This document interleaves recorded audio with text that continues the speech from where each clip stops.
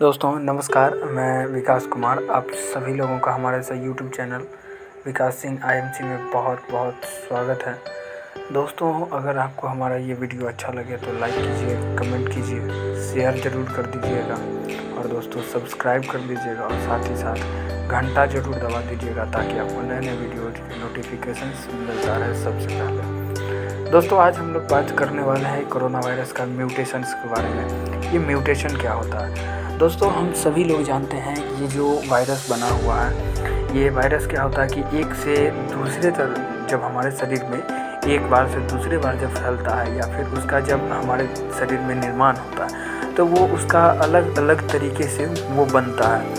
देखिए, सबसे पहले दोस्तों कोरोना वायरस का वैसे नॉर्मल स्ट्रक्चर क्या होता है, वो किस तरह से बनता है और ये जो बनता है इसमें क्या खतरनाक होता है उसके बारे में हम लोग सबसे पहले जानते हैं। दोस्तों, वैसे जो भी वायरस है कोरोना का, वो मुख्य रूप से दो मुख्य चीज़ों से बना हुआ है। एक होता है ये प्रोटीन से बना हुआ है और एक होता है दोस्तों इसका जेनेटिक मटेरियल। जो प्रोटीन जो है, ये देख रहे होंगे आप लोग पीला वाला पार्ट, इसको स्क्रीन पर जो दिखाया गया है पीला वाला पार्ट, इसको कहा जाता है दोस्तों स्पाइक प्रोटीन। और इसी की वजह से जो है लोगों को खतरा होता है, जिसके कारण लोगों को सबसे ज़्यादा ये हमारे मानव शरीर में जो हमारा जो फेफड़े में जो बना होता है रिसेप्टर, उसके माध्यम से ये हमारे शरीर के अंदर चला जाता है और उसके बाद यही हमारे लिए ख़तरनाक होता है। जबकि आप लोग ये देख रहे होंगे रिंग की तरह जो बना हुआ है, ये स्प्रिंग की तरह, वो है जेनेटिक मटेरियल, इसको कहा जाता है जेनेटिक मटेरियल। और दोस्तों ये जो जेनेटिक मटेरियल होता है ये ज़्यादा खतरनाक नहीं होता है। और वैसे ये हमारे शरीर में भी जो भी हमारे शरीर में बैक्टीरिया होते हैं या फिर जो भी जीवाणु विषाणु होते हैं हमारे शरीर के अंदर, उसमें भी ये सब पाए जाते हैं। तो दोस्तों ये था हमारा कोरोना वायरस का नॉर्मल स्ट्रक्चर। और वैसे हमारा जो वैक्सीन्स है, वैक्सीन्स भी इन्हीं दोनों चीज़ों पर मुख्य रूप से काम करता है। एक जो कोवैक्सीन है, कोवैक्सीन को स्पाइक प्रोटीन को हटा करके और वो ये जेनेटिक मटेरियल के द्वारा तैयार किया गया, जबकि कोविशील्ड जो है वो उसका इसकी सहायता से तैयार किया गया है दोस्तों, एंटीबॉडी की सहायता से।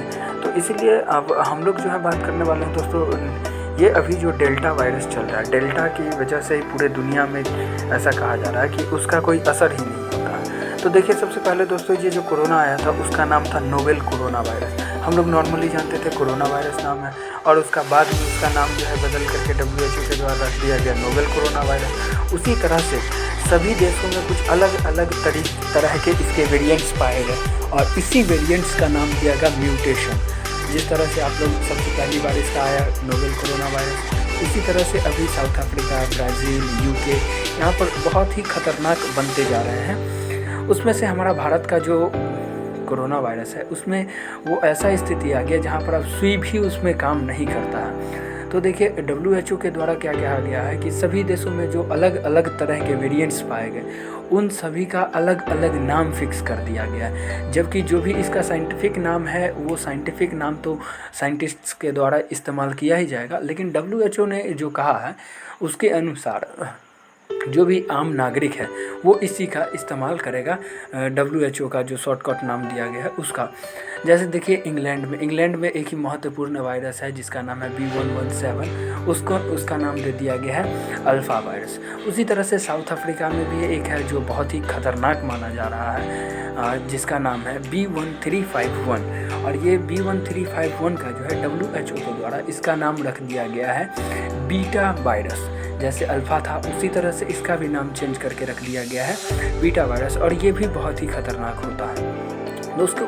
उसके बाद आता है ब्राज़ील में एक पाया जाता है P1 नाम का, जो गामा उसको कहा गया। उसी तरह से इंडिया का भी है, और इंडिया में दोस्तों दो तरह का मुख्य रूप से वायरस पाया जाता है, एक B1617 और 1, और एक इसी तरह से होता है B16172, जिसको हम लोग B16171 को जो है हम लोग डेल्टा या डेल्टा प्लस कहते हैं। और इसी की वजह से जो दोस्तों ये इतना खतरनाक इसका असर होता है जब कि मतलब कि उसके शरीर में वैक्सीन का भी कोई असर नहीं पड़ता।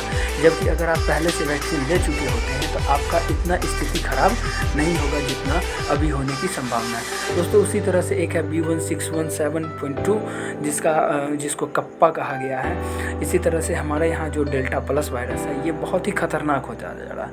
इसीलिए अगर कोई व्यक्ति वैक्सीन ले लेता है तो उसकी इम्यूनिटी या रोग प्रतिरोधक क्षमता बढ़ जाती है, जिसकी वजह से आप पर कोई असर नहीं पड़ता है इस डेल्टा वायरस का। तो दोस्तों ये जो डेल्टा वायरस है वो WHO के द्वारा इसका नाम दिया गया, और डेल्टा प्लस वेरिएंट्स जो है ये भी बहुत ख़तरनाक होता जा रहा है हमारे देश में। इसीलिए आप सभी लोगों को पता होगा कि जिस तरह फर्स्ट वेव के बाद सेकेंड वेव में थोड़ा सा मौका मिला, उसी तरह से सेकेंड वेव के बाद जो है थर्ड वेव में लगभग 3 महीने का मौका मिलेगा। तो दोस्तों आप सभी लोग सही तरीके से रहें और जो भी हो इंस्ट्रक्शंस उसको फॉलो करते रहें।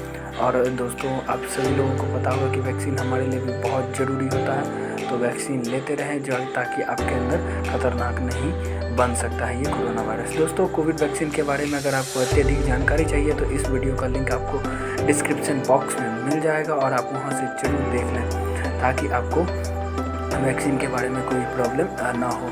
दोस्तों आप सभी लोगों को हमारे इस वीडियो में अभी तक बने रहने के लिए बहुत बहुत धन्यवाद। अगर आपको और भी कोई जानकारी चाहिए तो दोस्तों आप हमें कमेंट करके ज़रूर बताइएगा कि ये आपको और इसमें क्या क्या चीज़ आपको चाहिए। और दोस्तों ये वीडियो कैसा बना आप ज़रूर कमेंट करके बताइए कि ये वीडियो आपको कैसा लगा। अगर आपको ये जानकारी अच्छी लगी होगी तो लाइक ज़रूर कर दीजिएगा, दोस्तों सब्सक्राइब कर